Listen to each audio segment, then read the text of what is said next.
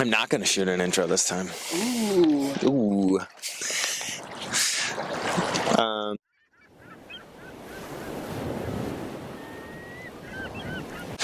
Hello and welcome to Among the Brine, where the Utah Historical Society brings Utah history and culture to the surface. My name is Tim Glenn and this is Haille Van. Just Haille.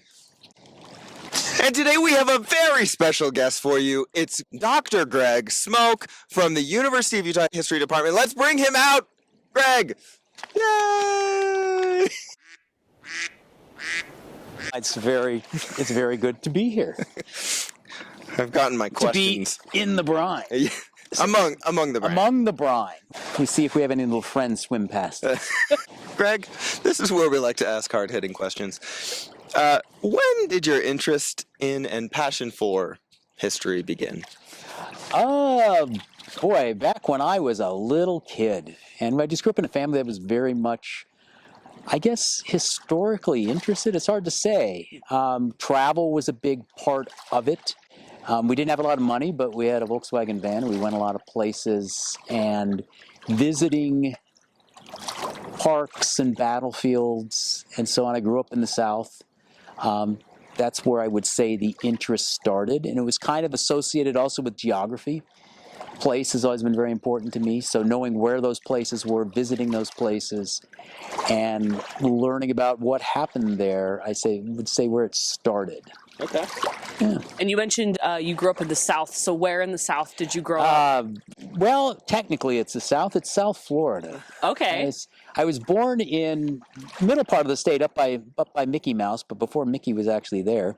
So we just have to ask, what's your favorite Florida Man headline that you've seen? So many of them. I grew up sort of being Florida Man. And all my friends in high school, the stereotype is too real. So your work reaches a variety of audiences, and whether that's from the classroom to Utah Humanities on the Crossroads Utah Tour to the National Park Service. What strategies have you found to be effective when engaging these different types of audiences when you're talking about the history of the American West? Well, I think, first of all, you never talk down to an audience. I think people have a real misperception about public history as being dumbed down in some way. And, I try to teach my students that the way to approach this is to, always write or always present to, an educated but uninformed audience, and never assume that they're just interested in the internal arguments of historians, the theoretical arguments. You've got to make things meaningful to them. Have you found that through that work specifically in Utah, that you've seen those aha moments outside of the classroom with people out in the community as you're doing this public history work? Are there moments where you're giving a lecture or you're even just sort of looking at an exhibit that you helped guide where you've seen people connect on that level? Yeah, I think, during the lectures, what I try to do when I do these tours is go and do a lecture at each of the venues. And so it travels around the state to small museums and institutions each of these exhibits has. And, talking about water and talking about, the plight of Great Salt Lake, I think I could see people, understanding what decisions upstream mean. And it's part of the joy of doing public history. It's also one of the great difficulties of doing it. Sure. Right, because you're not running from difficult topics. You're just using the history to present what has happened, right? And then to talk about and reflect on modern issues. That's always the key. For historians, keep it grounded in the evidence, first and foremost. And when you're doing public history, you're doing topics that are touchy, controversial, however you want to put it. You have to be accurate and you have to be on point, and you have to draw a line, a pretty solid line with documentary evidence, and you always stay grounded in that. That's the basic rules of doing good history anyway, right? And speaking of public history, just as like a clarifying point, can you provide a definition of what public history is and what the role of a public historian is? Yeah, public history, very simplistically, most folks would say public history is the practice of history outside of academia, meaning teaching or academic publishing, books or journal articles.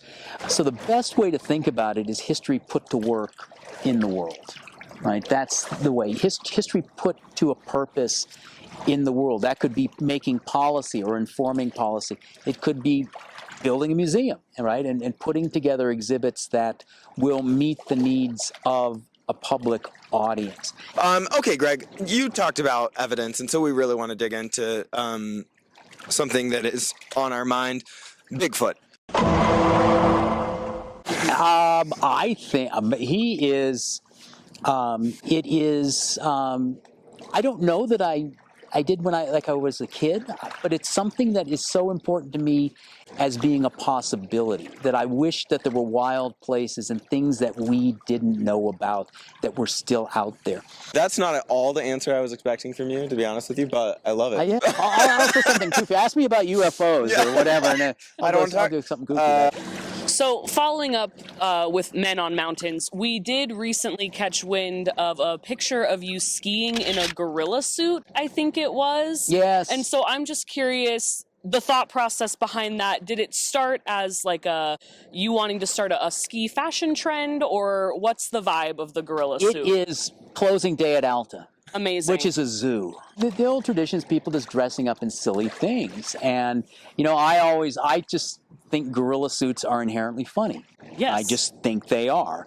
And I think everyone should have a gorilla suit. And so I decided to be tele-gorilla. Back then when I was, up until a few years ago, I would telemark ski only. And I still sometimes do, but I would be tele-gorilla. So I thought it would be really hilarious. Greg, it's well documented that I took many classes from you as a student. Yes, I know. Just off the top of your I head. still haven't recovered. Yeah. Well, how many times would you venture to guess I didn't do the reading? How many times did you do the reading? That's the better question. When a student is asleep in class, what's your strategy? I tell everyone to be as silent as possible, close all their books, to get up and to leave with me and leave them sleeping in there. So that when they startle awake, they're alone, they don't know what time it is, they're completely disoriented. Lights are off. Yes. Greg, your name is Greg Smoak. You own a smoker. Yes.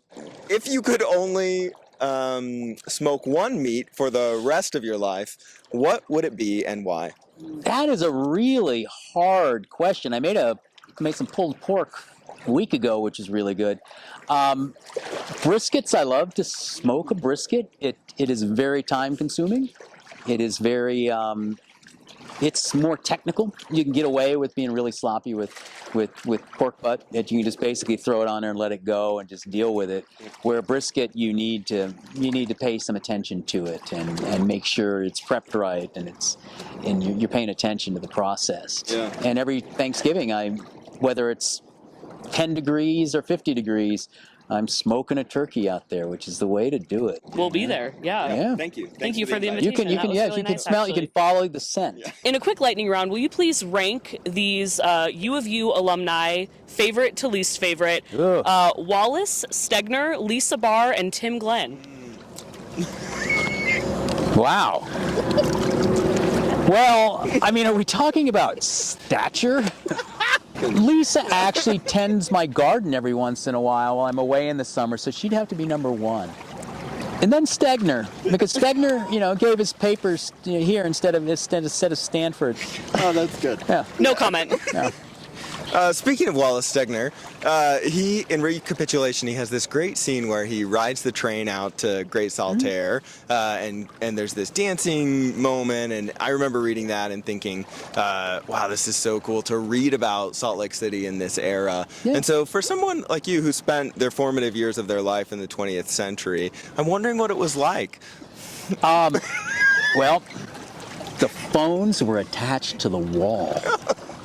Okay, finally, we've got a question about the Great Salt Lake, and you've spent a lot of Is time. that what this is? You have spent a lot of time out here. Rumor has it that we've missed out on some water skiing. Yes. I have back in the water day. skied on Great Salt Lake. Could you speak to the importance of the Great Salt Lake, perhaps to Utah history or just to us generally, how things might look in the future for us? What do you think? Yeah, I think that Great Salt Lake is important on many different levels. I mean, environmentally, ecologically, it is critical. It's the keystone for an ecosystem that supports millions of migrating birds. It also industry is dependent upon this lake. The chemical industry out here, the salt and the minerals industry.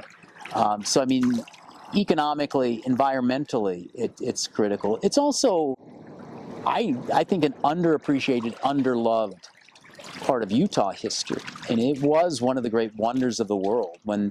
When Brigham Young and the first Mormon pioneers arrived in 1847, this is one of the first places they came to visit, right where we are, right out here on the south end of the lake, which is, one of the few places where you can actually do this, right? A lot of it's very difficult to get to the shoreline. It's a different kind of beauty to be out here. And to go to the west side of the lake, very few people ever get over to the west side of the lake, but it's an experience that you should have if you haven't been able to get out there and to be in some really remote country where it feels like a very different world.